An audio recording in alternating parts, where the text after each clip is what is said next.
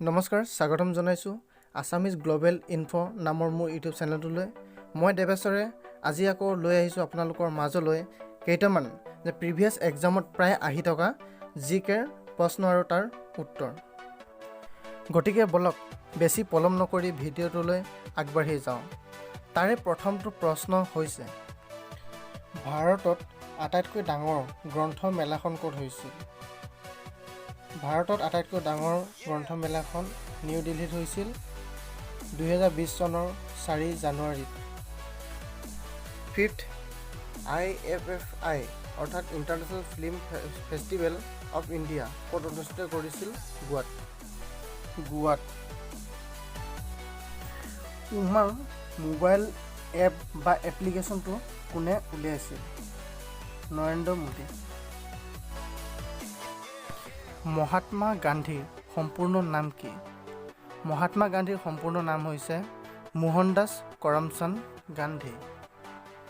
তেওঁৰ জন্ম হৈছিল 1869 চনৰ 2 অক্টোবৰত গুজৰাটৰ পোৰবন্দৰ নামৰ ঠাইত আৰু তেওঁৰ মৃত্যু হৈছিল 1948 চনৰ 30 জানুৱাৰীত নতুন দিল্লীত। এছিয়ান গেমছত সোণৰ পদক বিজয়ী প্ৰথম অসমীয়াজনৰ নাম কি? এছিয়ান গেমছত সোণৰ পদক বিজয়ী প্ৰথম অসমীয়াজনৰ নামে হৈছে ভোগেশ্বৰ বৰুৱা। ঠিক আছে, ভোগেশ্বৰ বৰুৱা। ঠিক আছে। সাহিত্য একাডেমী বঁটা বিজয়ী প্ৰথম অসমীয়া ব্যক্তিজনৰ নাম কি? যতীন্দ্ৰনাথ দুবৰা। কি? যতীন্দ্ৰনাথ দুবৰা। অসমৰ বৰপেটা কিহৰ বাবে বিখ্যাত? অসমৰ বৰপেটা কাঠশিল্প, বাঁহ-বেতৰ শিল্প তথা কাঁহ শিল্পৰ বাবে বিখ্যাত। অসমৰ কোনখন ঠাইক তৈলনগৰী নামেৰে জনা যায়? ইয়াৰ উত্তৰটো হৈছে ডিগবৈ। ডিগবৈ তৈলনগৰী বুলি জনা যায়। অসমৰ সৰ্বোচ্চ দৌলটোৰ নাম কি?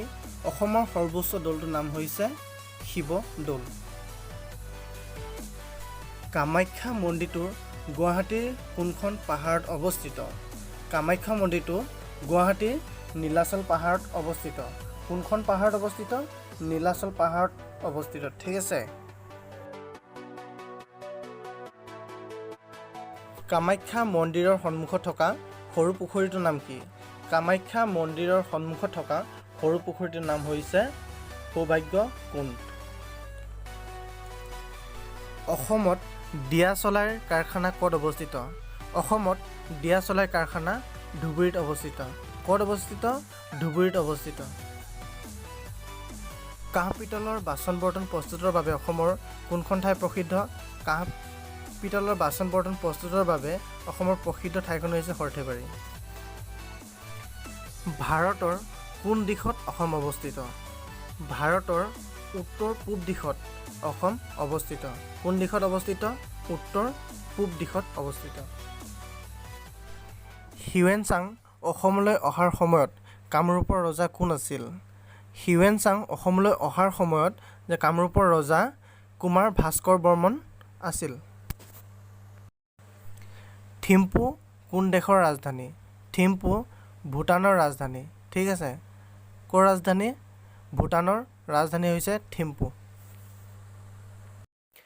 আজি এই ভিডিঅ'টো ইমানেই। ভিডিঅ'টো চাই কেনে পালে কমেণ্টত জনাব। যদি ভাল পালে লাইক কৰিব, শ্বেয়াৰ কৰিব আৰু মই আপলোড কৰা ভিডিঅ'বোৰ যদি আগতীয়াকৈ চাব বিচাৰে তেন্তে ছাবস্ক্ৰাইব কৰি দিব আৰু লগতে থকা বেল আইকনটো প্ৰেছ কৰি দিব। ধন্যবাদ।